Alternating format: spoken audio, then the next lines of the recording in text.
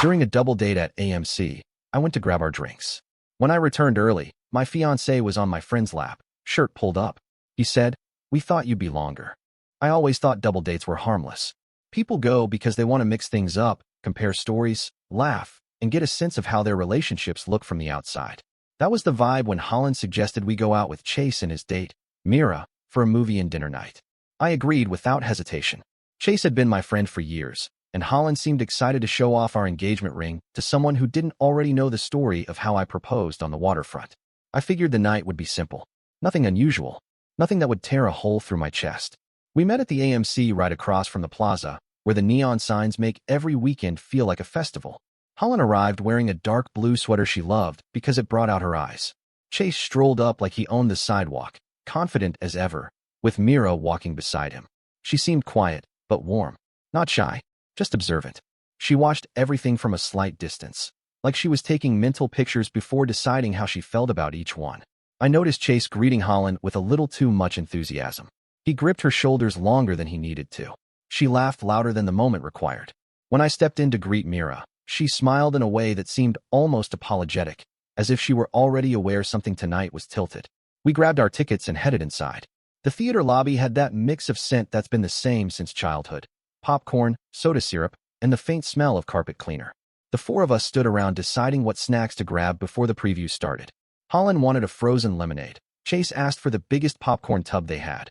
Mira said she wasn't hungry, and I placed a mobile order for the drinks so I could grab them while the others found seats. The plan was simple. I would pick up the drinks at the concession counter while they headed into Theater 9. The movie was nothing special, just a light comedy that Holland had picked. I didn't feel any urgency when I walked over to the counter. The pre-order screen said 5 to 10 minutes. I knew Chase could entertain everyone in the meantime. He always loved being the center of attention. The order came out faster than I expected. When the staff handed me the drink tray, I checked the time and laughed to myself because I knew the others would assume I'd be gone longer. A quick interruption when nothing important is happening can lead to surprises, but nothing prepares you for returning to a moment that should not exist in the timeline of your life. I walked back into the hallway leading toward Theater 9. The dim lights reflected across the glossy floor. The theater doors were propped open, and I heard the muffled chatter of commercials playing before the trailers.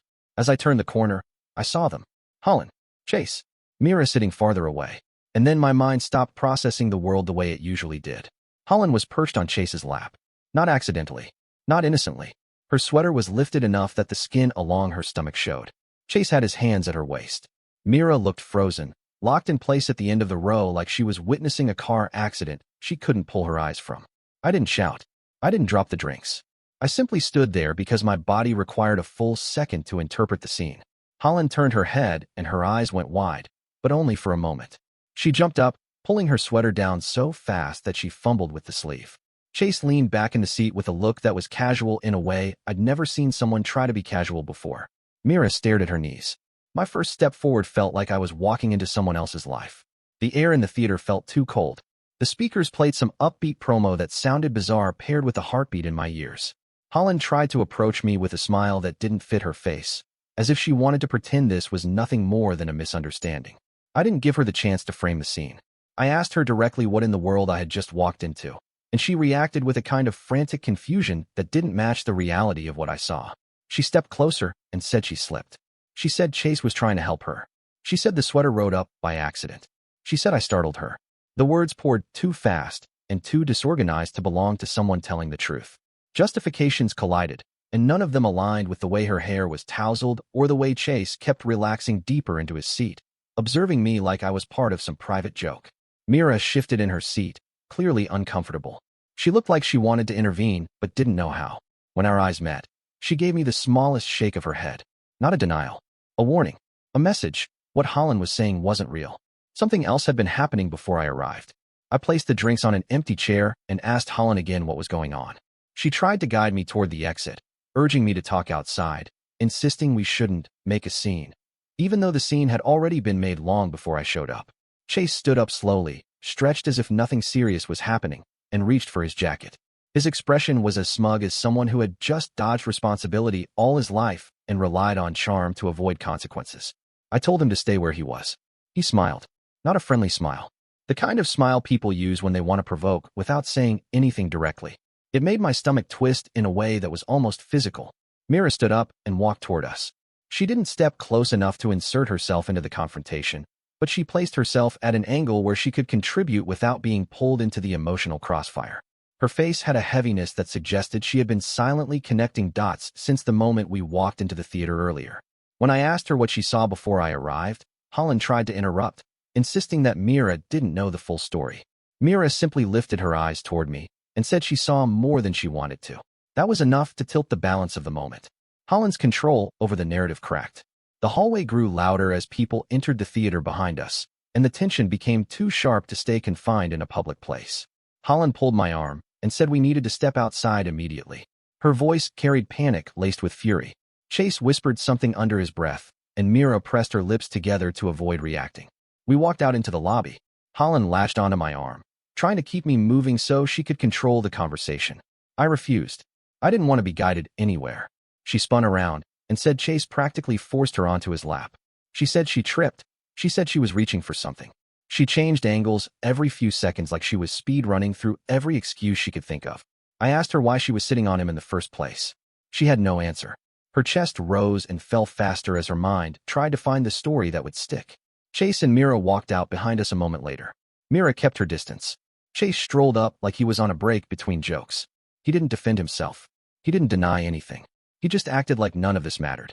People in the lobby started watching because the body language between the four of us made it clear that something explosive was unfolding. Holland begged me to go to the parking lot. Her grip on my arm tightened. I shook her off. That's when Mira finally stepped forward and announced she needed to talk to me privately. Her voice didn't waver. She didn't sound like someone trying to cause trouble. She sounded like someone done with pretending things were normal. Holland protested immediately. Chase glared at Mira. I told Mira to go ahead. She said she saw something earlier that I needed to know. She didn't elaborate. She just insisted we leave the lobby and step outside. The tone she used carried a weight that kept me from questioning her. Something had been brewing long before the moment I walked back with the drinks.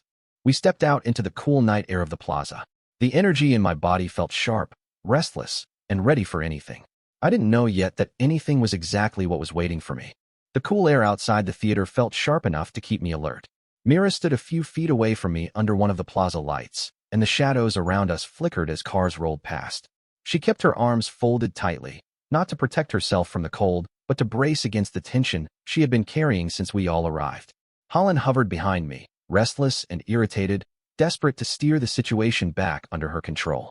Chase lingered several steps behind her, confident enough to pretend he wasn't worried about anything. Mira looked at me with this calm determination, the kind people get when keeping something inside would do more damage than letting it out. She told me she'd noticed things before the movie even started. She said Chase and Holland weren't acting like people who barely knew each other's boundaries. She'd seen them whispering behind us near the arcade area, standing closer than normal, touching each other whenever they thought she wasn't looking. Her voice stayed steady through all of it. Not dramatic, not emotional, just straightforward, because she understood someone had to be. Holland stepped forward immediately and told Mira she misunderstood everything, insisting that Chase had made her uncomfortable and she tried to push him away. It would have sounded believable if not for the look on Mira's face. She wasn't confused. She wasn't second-guessing herself. She stood firm. That alone unraveled the last bit of credibility Holland still had in the moment. Mira pulled out her phone and hesitated for just a moment before turning the screen toward me. She explained that while I was at the concession stand earlier, she recorded something because she sensed something was wrong. The video wasn't long, maybe 6 seconds, but it was enough. It showed Chase grabbing Holland's waist in the hallway, pulling her closer against him while she let him. Not a surprise moment, not a stumble. They looked like people who were used to touching each other. My stomach tightened as I watched it. It felt like my body had been shoved off a ledge. Holland instantly lunged to grab the phone from Mira, but Mira stepped back and told her not to touch it. Holland tried to claim the video didn't show the full context. She said she'd been trying to stop him, but the footage didn't look like someone resisting anything. It looked like two people who had crossed a line long before tonight. Chase stood there with a blank expression as if the entire situation bored him. He didn't act shocked when Mira showed me the video. He didn't even react. That stillness said more than anything he could have attempted to explain. I asked Holland again to tell me exactly what happened and whether what I saw at the theater doorway had been going on for longer. Instead of answering, she launched into a flurry of explanations that contradicted each other. She said she didn't want to hurt anyone. She said she didn't intend for anything to happen. She said it started as a misunderstanding. She said she only sat on Chase for a second because she thought the lights were off. She said she wasn't thinking clearly. Every sentence rearranged reality into a shape that suited her in that moment. Mira didn't say anything. She didn't need to. The evidence spoke for itself. A few people walking out of the theater slowed down to watch us. The plaza wasn't exactly empty, and the dynamic between the four of us looked intense enough to catch attention. Holland noticed the stares and became more frantic. She tried to push me toward the parking lot again, saying we shouldn't talk about private matters where strangers could hear. I stayed rooted where I was. Chase finally stepped closer. No urgency in his movements, no concern on his face. He looked at me with this lazy challenge, like he expected me to back down in the same way he assumed most people would. He told Holland she should stop stressing, which made her spin around and snap at him in a tone that suggested panic more than loyalty. That reaction confirmed something important. She knew she was caught, but she still wanted control. She pulled at my arm again. I told her to let go. She froze, then stepped back, breathing harder. Mira stayed close enough to support me, but far enough not to escalate things. She watched Chase like she was waiting for him to provoke me again. Something in her posture told me she had known for a while that Chase was hiding things from her. But tonight was the first time she'd seen it all without any way to deny it. At that point, the arguments between Holland and Chase started spilling into the open. Holland insisted Chase was lying. Chase smirked and asked her why she cared so much about appearances. Holland accused him of crossing a line she never wanted to cross. Chase shrugged like he didn't believe her. The entire conversation shifted from me to them without warning, revealing a dynamic that shouldn't have existed in the first place. I asked Holland directly how long this had been happening. She said nothing. She glanced at Chase, then at Mira, then at the ground. The silence felt heavier than anything she could have said. I stepped closer, asking again because silence works like a confession when someone refuses to break it. Before she could answer, Chase lifted his hands in a gesture that said he was tired of the conversation. He started walking toward the parking lot. Holland yelled after him not to leave. Mira called out too, her voice sharp and fed up. A few people across the plaza looked over. Holland went after him, and for a moment I stood there deciding whether to follow or let their mess unravel without me. But something in the situation felt incomplete. Something Mira said earlier, that she'd seen more than she wanted to, echoed in my head. There had to be more than a hallway video and a moment in the theater doorway. If they were reckless enough to behave like that inside an AMC, they had probably crossed boundaries long before tonight. And if Mira had been watching them the whole time, she must have seen things that built up to this moment. I walked after them. Mira followed me. We passed a row of closed storefronts and walked toward the side path that curved around the theater. The plaza lights grew dimmer back there, and the air carried the smell of trash from the dumpsters behind the building. People didn't usually go behind the theater unless they were employees taking out bags or teenagers sneaking away for a moment alone. Chase and Holland were already there when we reached it.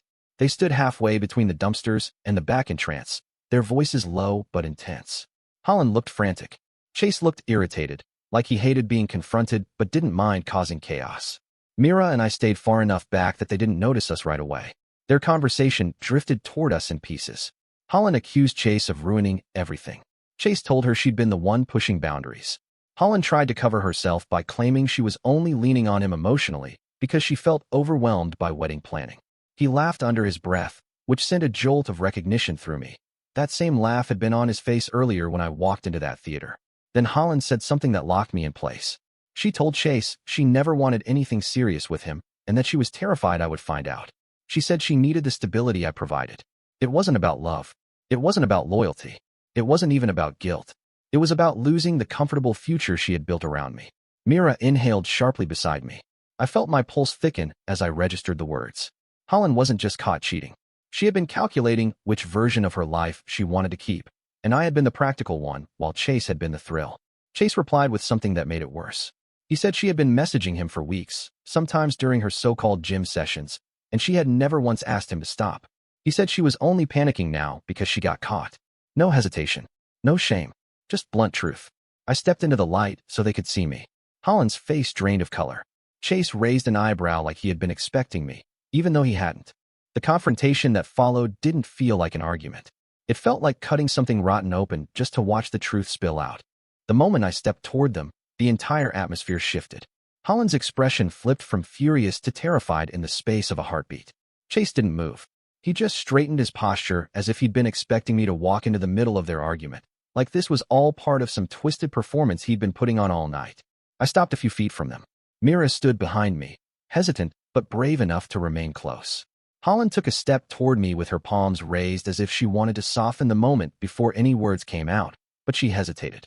She realized there was no angle left that wouldn't expose the truth she'd been hiding. I asked her again how long things had been going on.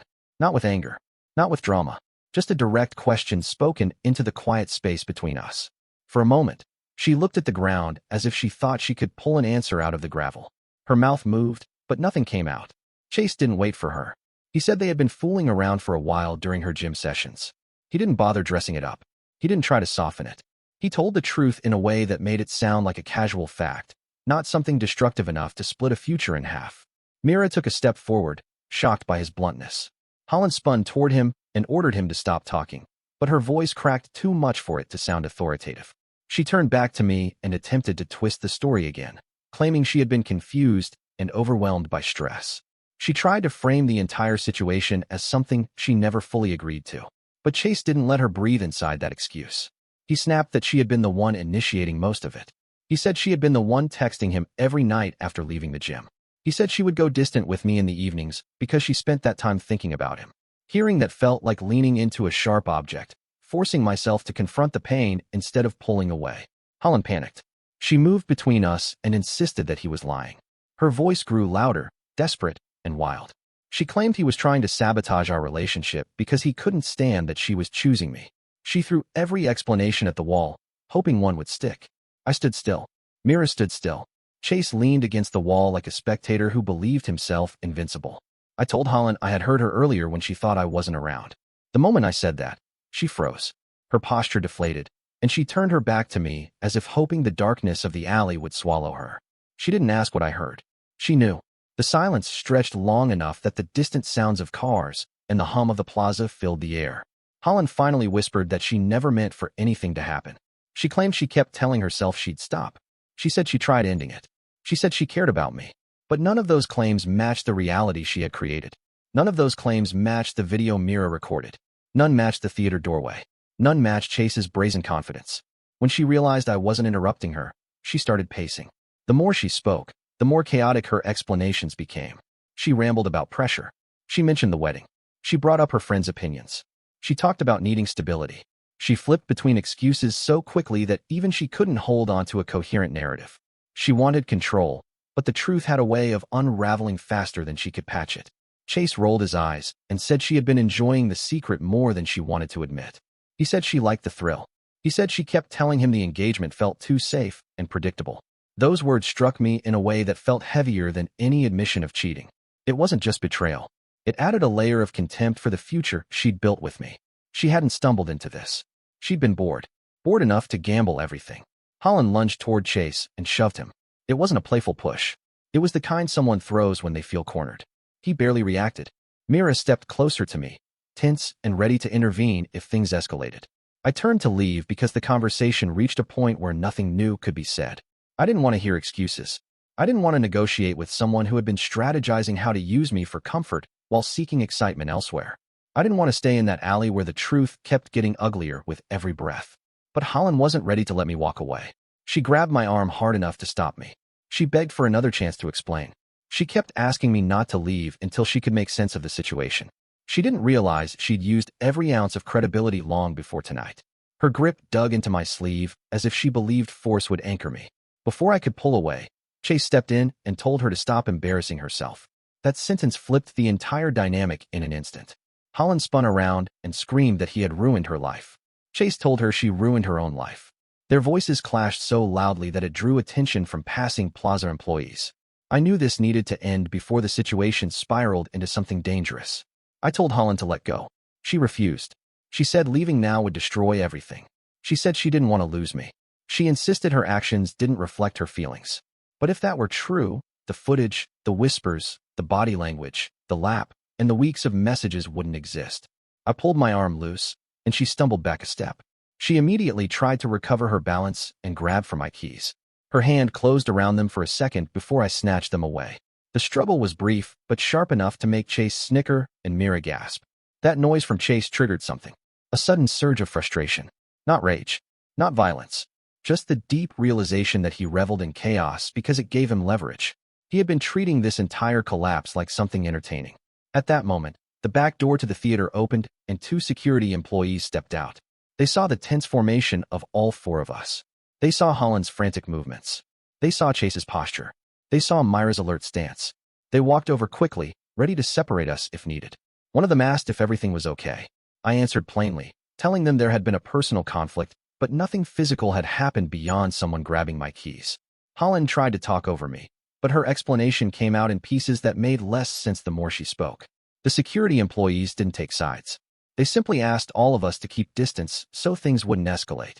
The presence of security didn't calm Holland. It made her more frantic. She kept insisting I listen to her. She said she could explain everything once we got home. Her voice shook as she begged me not to leave with the wrong idea. She stepped toward me again, but security placed a small barrier between us. Not forceful, just enough to stop her from closing the distance. Chase reacted differently. He told security he wasn't part of the problem. He tried to walk past them toward the plaza. They stopped him and asked him to wait until they understood what was happening. He didn't like that. His arrogance slipped. He turned his frustration toward Mira, blaming her for interfering. Mira finally snapped. She stepped forward and laid out exactly what she saw inside the theater, including the video she took earlier.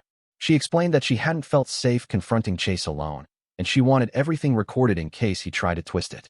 Her voice remained controlled, but the exhaustion in her shoulders told me she had reached her limit. Security asked to see the video. Mira showed them. They didn't react outwardly, but something in their posture shifted. They asked everyone to move toward the front entrance to give statements separately. Holland begged me not to go with them. She pleaded for a private conversation. She said we could fix this, but nothing she asked for lined up with the disaster unfolding around us. She wanted privacy because it allowed her to shape narratives. Out here, the truth had nowhere to hide. I followed security toward the front, ready to tell the truth without embellishment. Behind me, Holland's voice cracked as she called after me. Ahead of me, consequences waited. Security led the four of us back toward the front entrance, keeping a respectful distance but watching us closely. The bright lights above the ticket counters made everything feel harsher. The calmer atmosphere of the plaza disappeared the moment we entered the lobby again. Holland trailed behind me, her breathing sharp and uneven. Chase kept throwing glances around the room, as if he were scouting for exits or witnesses. Mira stayed near the security officers, her body language firm and steady, ready to stand by everything she'd said. The employees motioned for us to stand apart from each other so they could get a clear understanding of the situation. They spoke to me first. I kept the explanation clean, simple, and factual. I told them what I saw when I returned with the drinks. I described the argument behind the building and the moment when Holland tried to grab my keys. I didn't exaggerate anything. I didn't make assumptions. I just laid out events in the order they happened. They nodded and took notes. When they turned to Holland, she tried to take control of the narrative immediately. She insisted the situation had been misinterpreted. She claimed that Chase had been acting inappropriately and she had been trying to avoid him. She said Mira recorded her without permission and then conspired with me to make her look guilty. She tried to create a version of the night where she wasn't the one making dangerous choices. Her voice shook with panic, and the more she tried to force her story into coherence, the more it fell apart. The officers didn't argue with her. They just listened, then calmly asked follow-up questions that her explanations couldn't answer. They asked why she continued interacting with Chase during the movie. They asked why she followed him behind the building. They asked why she became physically aggressive trying to take my keys. None of her answers connected. Chase didn't make things easier for her. When they questioned him, he shrugged off any responsibility. He told them he wasn't involved in anything dramatic and that the entire situation had been overblown. He acted like the night was an inconvenience. He didn't defend Holland. He didn't defend himself. He just acted annoyed. When they asked him about the video, his attitude changed. He tried to claim it didn't show anything substantial. Mira stepped forward and politely told them she had seen more than that one moment. She explained the earlier hallway interaction, the whispers, the body language. She gave her side clearly and without hesitation. When they asked to see the video again, she showed it. This time, they requested to keep a copy for their internal report. She agreed. Chase's confidence cracked. Not fully, but enough to reveal that even he understood the video wasn't easy to talk his way out of. Security didn't treat him as a criminal. They didn't act aggressively. But they made one thing clear. Because of the confrontation behind the building and his involvement in escalating tensions, he was no longer welcome at the theater. They informed him they would file an incident record and forward his details to management. Chase scoffed like the decision meant nothing, but he didn't look pleased. Then came the moment that shifted everything. As security continued their questioning, Holland's parents walked into the lobby. She must have called them earlier, because the urgency in their stride told me they hadn't wasted any time. Her mother approached with the worried intensity of someone expecting a hospital-level emergency. Her father looked around with suspicion, trying to identify who the threat was. Holland ran toward them and launched into a frantic attempt to frame the night her way. She claimed she'd been cornered. She said she was being set up. She insisted Chase had harassed her and that Mira edited a video to make her look guilty. She tried to make herself the victim of a coordinated attack. Her parents tried to follow along, but her story became tangled halfway through. Her mother looked overwhelmed. Her father looked skeptical.